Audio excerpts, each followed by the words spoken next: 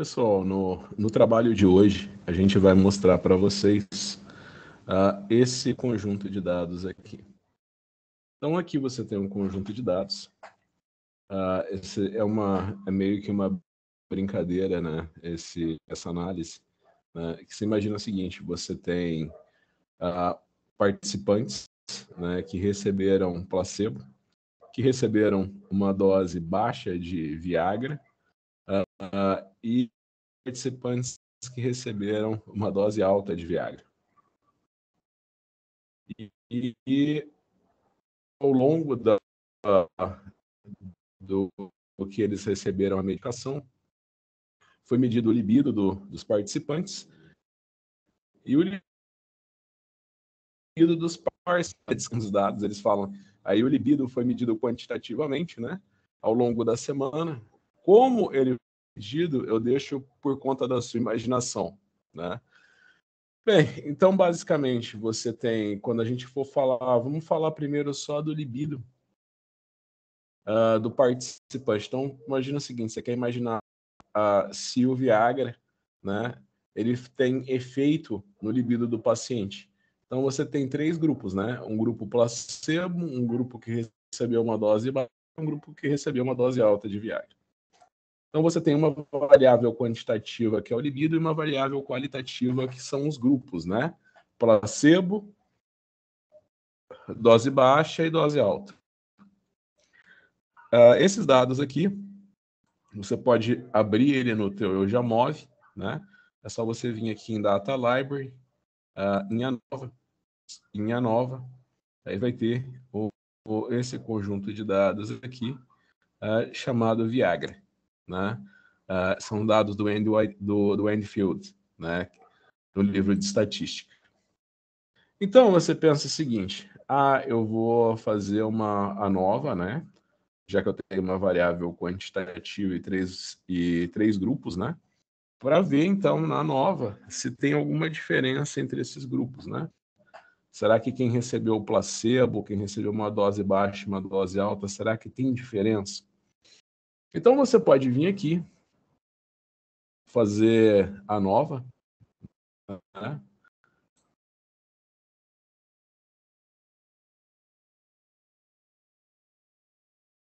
No caso, eu já estava feito a ANOVA aqui, né? Então, você tem aqui uma ANOVA para o libido do parceiro em função da dose de Viagra.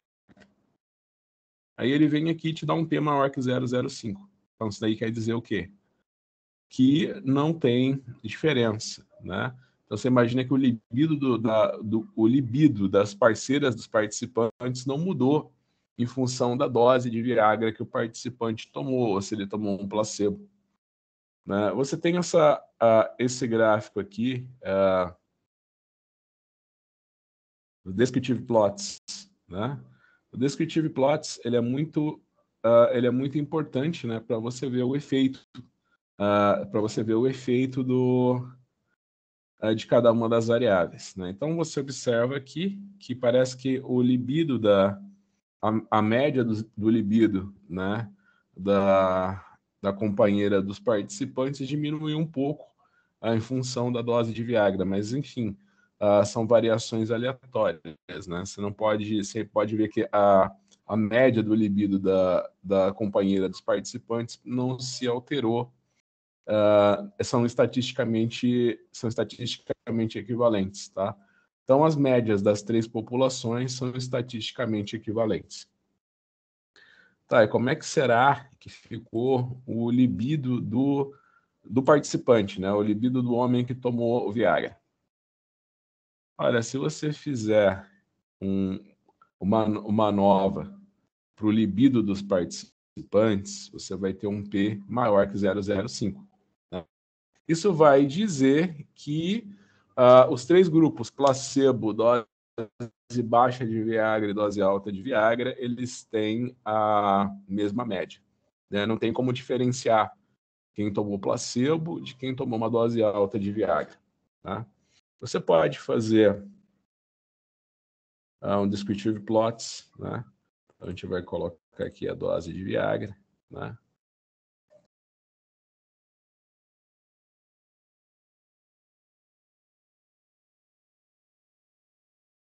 Calma que ele está pensando, né? Ele está pensando e ele vai fazer o descriptive plots para mim. Então eu posso perceber que quem tomou o placebo teve um libido ligeiramente menor do que quem tomou uma dose baixa ou uma dose alta de Viagra. E estatisticamente não tem diferença quem tomou uma dose baixa e quem tomou uma dose alta de Viagra. Estatisticamente você não pode falar que tem nenhuma diferença entre essas três médias. Tá? Muito bem, então eu comparei. Então você imagina que eu tenho meu conjunto de dados, né? Eu tenho meu conjunto de dados, eu tenho minhas variáveis qualitativas aqui, placebo, dose baixa, dose alta, libido do participante, libido do parceiro do participante. Né?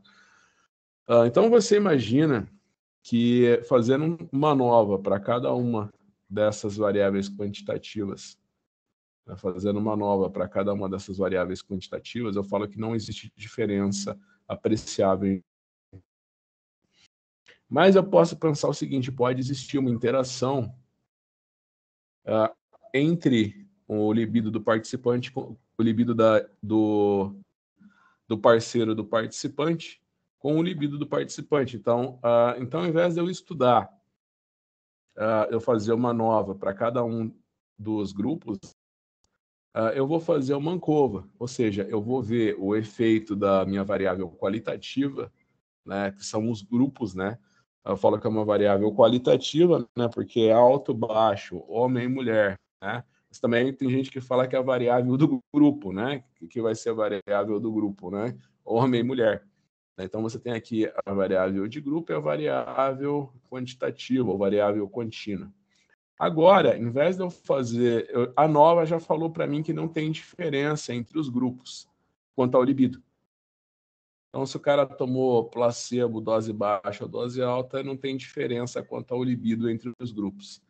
Mas agora, eu vou colocar nessa análise a outra variável quantitativa, certo? Essa variável quantitativa aqui, parceiro do libido, libido do parceiro, ela vai ser levada em conta no cálculo, né? Então, isso daí é chamada de ANCOVA.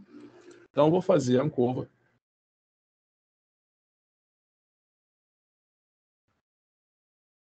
Eu vou falar aqui que a minha variável dependente é o libido do participante. Eu vou falar que o meu fator, né? Que o meu fator é a dose, né? Baixa ou alta. E a minha covariável, né? Que influencia no libido, né? Por isso que aqui é covariável, eu vou calcular aqui. Né? Então, a ANCOVA vai me dar aqui o efeito vai me dar o efeito da dose e vai me dar o efeito no libido do participante. Então, quando eu faço ANCOVA, eu posso observar o quê? Que teve diferença, houve diferença entre os três grupos. Né? Então, você imagina que houve diferença entre os três grupos. Né? E também houve diferença entre o libido das participantes nos três grupos. Então, se antes com a nova eu falava que os três grupos, né? Os três grupos, placebo, dose baixa e dose alta, eles eram estatisticamente equivalentes. Na ANCOVA, onde eu levei em conta o parceiro, o libido do parceiro, eu posso ver então que sim, que é significativa essa diferença. Né? Eu não posso dizer que os três grupos apresentam médias iguais, mas quando eu levo em consideração a minha covariável, o parceiro libido do parceiro. Né? Então aqui tem eu posso aqui para ter a estatística desse dose alta. Né? Eu posso vir aqui e fazer um descriptive plots, né?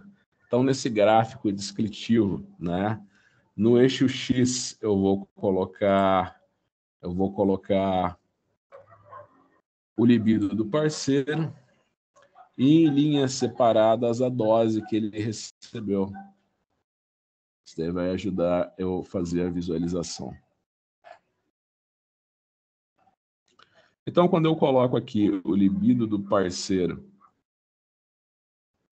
e aqui eu coloco quem tomou o placebo, quem tomou a dose baixa e quem tomou a dose alta de Viagra, né?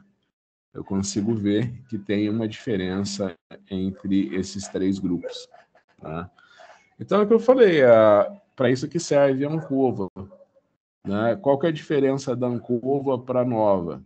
Você imagina que na Ancova você tem uma covariável, né? Uma variável que vai afetar os resultados da variável quantitativa que você está medindo, né? No caso, a libido. Então, você imagina que a covariável do libido é o libido do parceiro, certo? Agora tem alguns outros detalhes, né? Esse aqui foi só um exemplo para você entender. É um exemplo que está no banco de dados do próprio programa, mas você tem que pensar o seguinte, né? Você imagina que essa covariável ela tem que estar na mesma escala que a tua variável.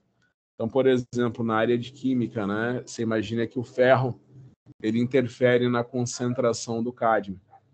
Então, se eu quiser fazer um teste, né, eu falei, vou usar a concentração, eu tenho várias amostras, né, cuja eu determinei a concentração de cádmio e de ferro.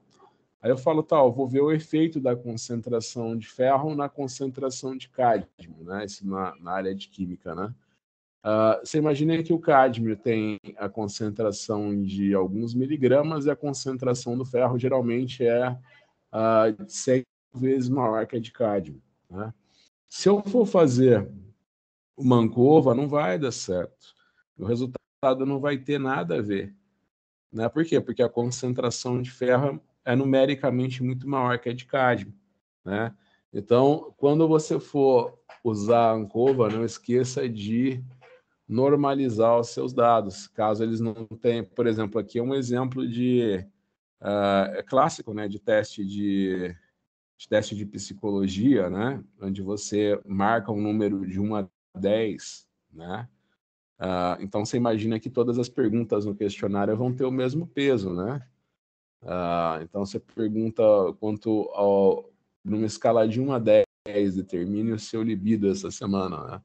O pessoal vai lá, marca de 1 a 10, né? Aí, chega na parceira do participante, marque seu libido numa escala de 1 a 10, né? Você imagina, então, que o libido do participante e o libido do parceiro, eles estão na mesma escala, né? Então, tem essa necessidade, né? De você ter as duas variáveis na mesma escala. Pessoal, então aqui foi mostrando para vocês como você pode fazer a Ancova com o JASP, né? E lembrando mais uma vez que tem vários bancos de dados dentro do JASP que você pode utilizar para entender a função de cada uma das opções que o JASP tem, né? De frequência, de fator. Então, o JASP é um programa